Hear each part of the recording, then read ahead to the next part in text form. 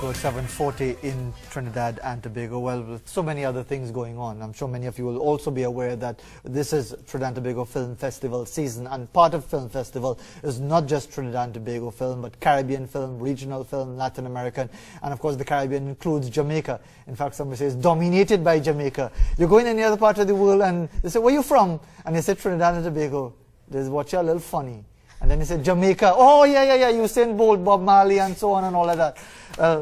That will have our guests very happy before I really set them up for this segment, because the Jamaican film delegation, headed by Film Commissioner Renee Robinson, they are participating at the TNT Film Festival 2017. The Film Commissioner will be presenting on regional incentives and opportunities in film at the Hyatt Regency in Trinidad, starting at 9:30 in the morning. That's tomorrow.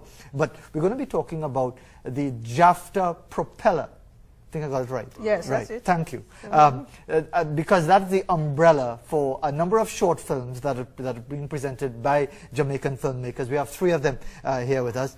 Danielle Russell, Gay Magnus, and Nile Saulter all here with us. They're all from Kingston. I see we get people from Ocho Rios and Montego Bay. And so it's the same thing, just like how in Trinidad and Tobago everything is Port of Spain. In Jamaica, it seems, at least as far as film, everything is Kingston. Or maybe I'll hear differently. Good morning to you all. Good to have you here with us. So, Danielle Russell, tell us about your film and how it fits into this entire genre that is going to be presented. Okay, well, the name of my film is This City of Mine, and it's about a young woman who has to take the public transportation for the first day of work, and it's really about all the things that she encounters and all the people she encounters, and it's about how this journey changes her. And This City of Mine is referring to Kingston, to the Kingston city. And it fits into the JAFTA Propella initiative because it aims to tell a different story of Jamaica and of Kingston. And it's a view which most people wouldn't really see because it's really coming from an inside perspective. And also it just shows Jamaica and Kingston and what we have to offer. And in that sense, you know, well, maybe time doesn't allow us to develop it to a great degree, but is it a counter narrative to the usual story of Kingston and Jamaica and Jamaicans and so on? I don't think it's a counter narrative necessarily. I think it's an alternative view because it's Gay laughing, so obviously she might have a different view to it, but then we'll find out.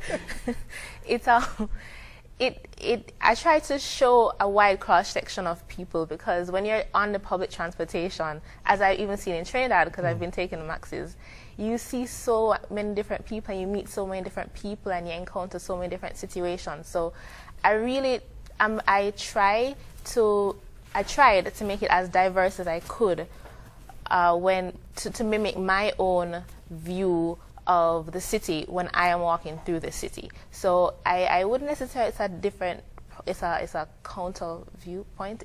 I would say it's more just a wide cross section of what Kingston is like. Well, at least Gay didn't giggle the second time No. you challenged the counter narrative. But tell us, Gay Magnus, about your film.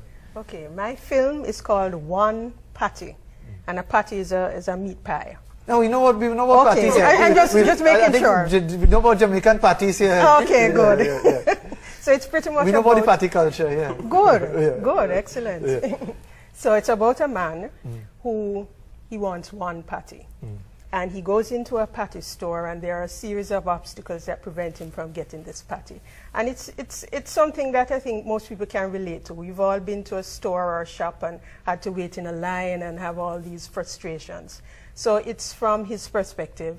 And at the end of the story, he learns a very valuable life lesson, which I'm not going to tell you. You have to come tomorrow at 6:30 and move it on to find out what that life lesson is about. Very good salesperson in that regard. Just leave you wanting more. Yes.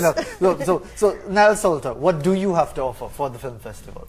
Wow, what a question. Well, all right, my film is Fever Dream, and it's a dramatic realism sort of story. It's basically the main character lives in the Riverton dump, which is the main landfill in Kingston, and he's a scrap metal collector. And you know, to keep it simple in the description, there's a fire, and he loses all of his possessions, and he has to sort of find a way to build back. And that story was relevant for a couple of reasons within the Kingston societal sort of realms, because, you know, scrap metal collecting, especially a few years ago, was like an industry that had a lot of intrigue and corruption and, you know, a lot of strange things going on around it. And also, these fires happen pretty regularly at the dump that are a bit mysterious, and so there's some sociological sort of issues that I heavy duty kind of thing.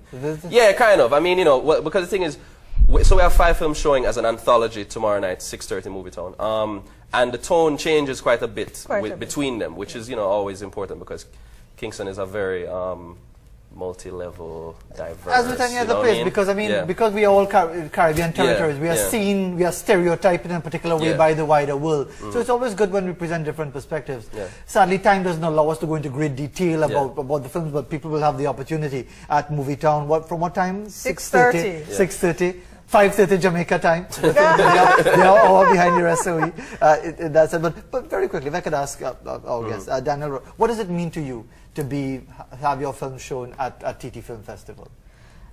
It's an amazing opportunity, because it actually is a dream of mine, or was a dream of mine, to be able to show at Trinidad Film Festival, but especially to be a part of this group of 5 JAFTA Propella participants, because it kind of just gives you motivation to continue to